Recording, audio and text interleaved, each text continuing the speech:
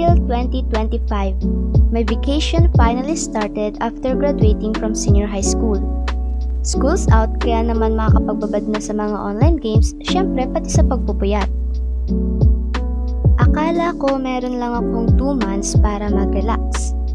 But boy, was I wrong. Dahil yung akala kong 2 months na bakasyon ko ay aabot pala ng halos 4 na buwan. Venus, paano ka nagkaroon ng ganyan kahabang bakasyon?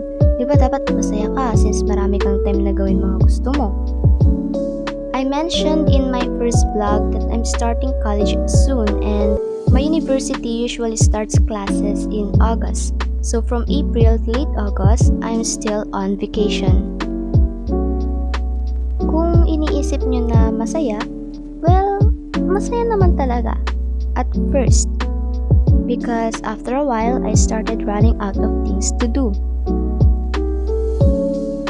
Sa halos araw-araw kong paglalaro, nakapagparangkap na ako sa nilalaro kong mobile games.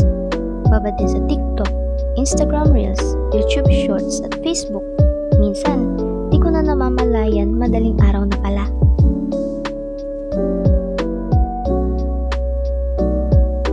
Natulungan ko na sa mga gawain si Mama.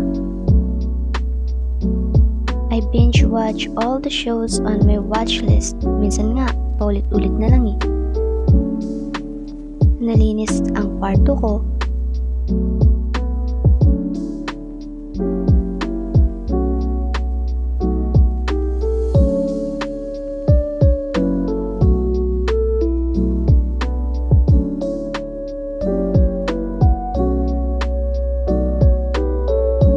Nabasa ko na rin ang mga libro sa TBR pile ko.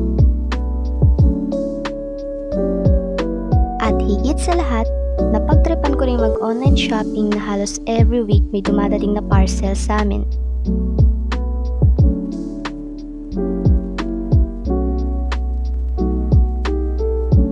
But for almost 4 months of this routine, things started to get boring.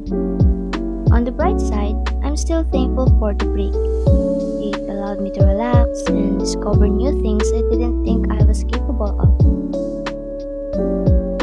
Marami rin naman pwedeng gawin tuwing bakasyon like mag-apply for summer job, pumunta sa mga beach or gumala, mag-advance study ka kung gusto mo at marami pang iba.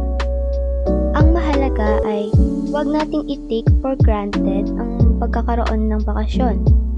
I-enjoy nyo lang dahil pag tayo nagkatrabaho na, pag nasa punto na tayo na tapos na tayo mag-aaral, mahirap nang mag-set ng time para sa mga bagay na nagagawa natin tuwing bakasyon.